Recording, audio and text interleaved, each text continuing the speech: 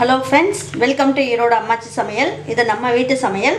இன்னைக்கு நம்ம பார்க்க போறது ஒரு மட்டன் பிரியாணி ஒரு வித்தியாசமான முறையில நம்ம இன்னைக்கு செய்வோம். இதை எப்படி செய்யலாம்னு பாப்போம். நம்மளோட சேனலை சப்ஸ்கிரைப் பண்ணாதவங்க சப்ஸ்கிரைப் பண்ணிக்கங்க. சமையல் குறிப்புகள்லாம் உடனே உங்களுக்கு வேணும்னு நினைச்சீங்கன்னா பக்கத்துல இருக்க பெல் பட்டனை அழுத்தி வச்சுக்கங்க. 1.25 கிலோ அளவுக்கு மட்டன் வாங்கியிருக்கேன். இப்போ நல்லா எல்லாம் கழுவி எடுத்து வச்சிருக்கேன். தண்ணி இல்லாம இந்த மட்டன் எல்லாம் குக்கர்ல போட்டுக்கலாம். இந்த மட்டனுக்கு தேவையான அளவுக்கு உப்பு போட்டுக்கலாம். ஒரு 1/2 ஸ்பூன் அளவுக்கு மஞ்சள் தூள் போட்டுக்கலாம். இதை நல்லா கலக்கி விட்டுறலாம். இந்த மட்டன் வேகிறதுக்கு தேவையான அளவுக்கு தண்ணி ஊற்றிக்கலாம். நான் 1 டம்ளர் அளவுக்கு தண்ணி ஊற்றுறேன். இந்த தண்ணியுமே நம்ம பிரியாணி செய்யும் போது அளந்து ஊற்றிக்கலாம். நீங்கள் மட்டன் வாங்கும் போது உங்கள் அந்த ஆடு வந்து எப்படி இளம் ஆடாக இருந்ததுன்னா விசில் வந்து கம்மியாக விட்டுக்குங்க. 3 விசில் வைங்க. நான் இது நல்ல முத்தின ஆடு அப்படிங்கிறதுனால 5 விசில் அளவுக்கு வச்சுக்கிறேன். இப்போ நான் வச்சுட்டு உங்ககிட்ட காட்டுறேன்.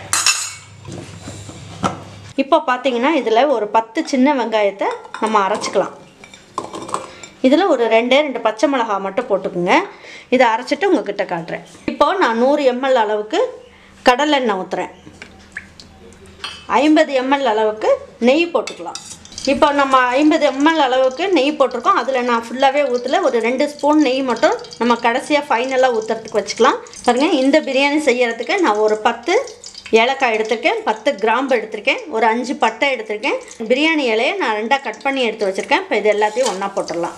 2 பச்சை மிளகாயை லேசாக கீறிட்டு இதில் தாளிக்கிறதுக்கு போட்டுக்குங்க. 2 பெரிய வெங்காயத்தை இந்த மாதிரி நல்ல மெல்லிஸாக கட் பண்ணி எடுத்து வச்சுக்கோங்க. அதை போட்டுக்கலாம். பாருங்கள், வெங்காயம் இந்த அளவுக்கு நல்லா செவக்க வதக்கியாச்சு. இதில் நான் ஒரு 10 சின்ன வெங்காயத்தை உங்கள்கிட்ட காமிச்சேன் இல்லைங்களா, அதை நல்லா நைஸாக அரைச்சாச்சு.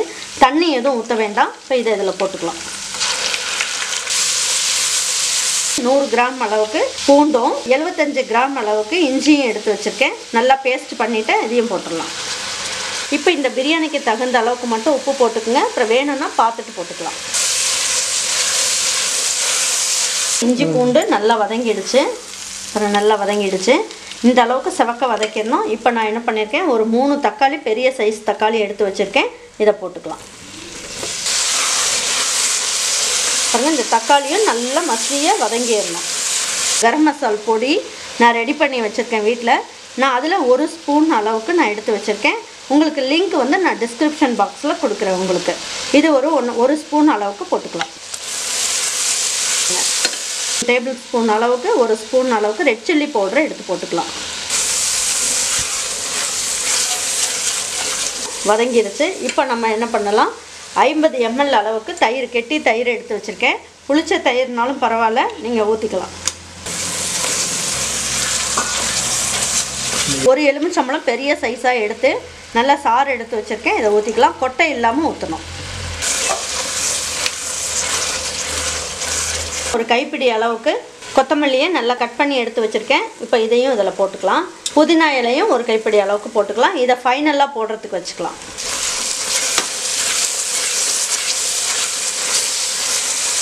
இதை நல்லா வதக்கிட்டோம்.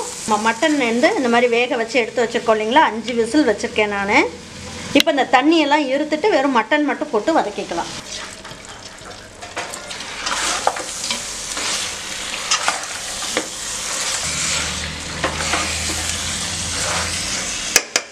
பாருங்கள், இதில் தண்ணியெலாம் எதுவும் ஊற்ற வேண்டாம். இப்போ என்ன பண்ணுவோம், நம்ம ஒரு மூடியை வச்சு மூடி வச்சிடலாம். இது 1 நிமிஷத்துக்கு இந்த உப்பு காரத்துலேயே நல்லா வேகட்டும். இந்த மட்டன் வந்து நல்லா உரைச்சிருச்சான்னு பார்ப்போம். உப்பு காரம்லாம் பாருங்கள், நல்லா எண்ணெயெல்லாம் கசிஞ்சு நல்லா உரைச்சிருச்சு. பாருங்கள், இந்த அளவுக்கு நான் என்ன பண்ணியிருக்கேன், 3/4 கிலோ அளவுக்கு. பாருங்கள், 3/4 கிலோ அளவுக்கு நான் அரிசி எடுத்திருக்கேன். இது ஒரு 3 டம்ளர் வருது. இப்போ நம்ம என்ன பண்ணுவோம், 1 டம்ளருக்கு 1.5 டம்ளர் வீதம் நம்ம தண்ணி ஊற்றுவோம். இப்போ 4.5 டம்ளர் தண்ணி ஊற்றணும். நம்ம ஏற்கனவே இந்த மட்டன் வந்து வேக வச்சுருந்த தண்ணி தான். நம்ம அளந்து ஊற்றின தண்ணி எல்லாமே இதில் இருத்து வச்சுக்கிட்டேன். இப்போ இந்த தண்ணியே நம்ம ஊற்றிக்கலாம். இப்போ நான் 3 டம்ளர் அரிசி வச்சுருக்கேன்னா 4.5 டம்ளர் அளவுக்கு தண்ணி ஊற்றணும். அதுக்கு இந்த தண்ணியவே நம்ம யூஸ் பண்ணிக்குவோம். 1 2 3 4 4.5 டம்ளர் தண்ணி இதில் ஊற்றிக்கலாம். போதும். நீங்கள் குக்கரில் செய்கிற மாதிரி இருந்ததுன்னா 1க்கு 1.25 ஊற்றுங்க பாஸ்மதி ரைஸ்க்கு. இப்போ இதை என்ன பண்ணலாம், நல்லா உலை கொதிக்கிற மாதிரி நல்லா கொதிக்கட்டும். இது ஒரு 2 நிமிஷம் நல்லா கொதிக்கட்டும். பாருங்கள், உலை நல்லா கொதிக்குது. இப்போ அதை நல்லா ஒரு கிளறி விட்டுட்டு 3/4 கிலோ பாஸ்மதி ரைஸை லேசாக வந்து ஒரு 3 வாட்டி கழுவிட்டு இதை தண்ணி ஊற்றி ஒரு அரை மணி நேரம் ஊற வச்சுருங்க. தண்ணியை ஃபுல்லாக வடிச்சிட்டு இப்போ இதை மட்டும் நம்ம இந்த அரிசியை மட்டும் போட்டுக்கலாம். பாருங்கள், இந்த அரிசியை ரொம்ப கிளறக்கூடாது. இப்படி சும்மா லேசாக ஒரு பரட்டி விட்டுட்டு மூடி வச்சிடலாம். இது ஒரு 10 நிமிஷம் அளவுக்கு நல்லா வெந்துட்டு இருக்கட்டும். நல்லா டைட்டாக மூடி வச்சுருங்க.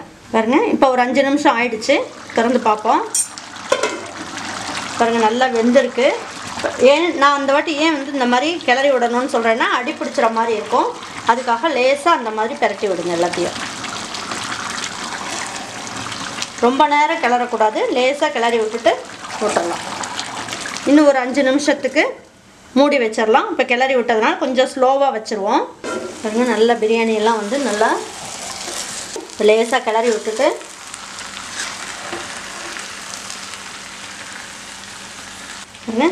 நம்ம என்ன பண்ணலாம், ஒரு கைப்பிடி அளவுக்கு கொத்தமல்லி இலையும் ஒரு கைப்பிடி அளவுக்கு புதினா இலையும் போட்டுக்கலாம். நெய் வந்து ஒரு 2 ஸ்பூன் அளவுக்கு ஓரத்தில் அப்படியே கொஞ்சம் ஊற்றி விடுங்க. இப்போ நல்ல ஸ்மெல் வந்து சூப்பராக இருக்கும். இது கரெக்டான ஒரு தட்டை எடுத்து வச்சு நல்லா மூடி வச்சுருவோம்.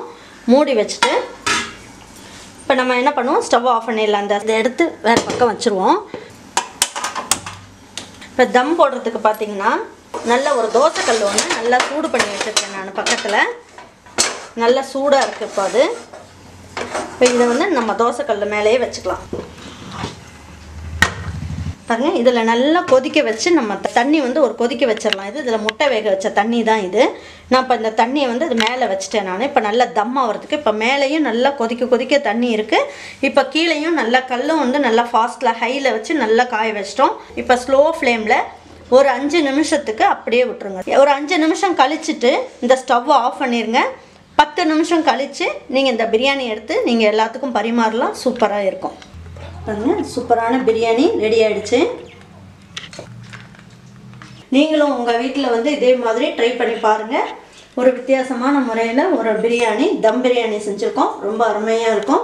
சின்ன வெங்காயம்லாம் அரைச்சி போட்டு செஞ்சுருக்கிறதுனால நல்ல வித்தியாசமாக டேஸ்ட் ரொம்ப நல்லாயிருக்கும். கண்டிப்பாக செஞ்சு பார்த்துட்டு உங்களுக்கு பிடிச்சதுன்னா லைக் பண்ணுங்கள், ஷேர் பண்ணுங்கள், சப்ஸ்கிரைப் பண்ணுங்கள். மறந்துடாமல் கமெண்ட்ஸ் பண்ணுங்கள். தேங்க்யூ ஃபார் வாட்சிங் ஈரோடு அம்மாச்சி சமையல். தேங்க்யூ.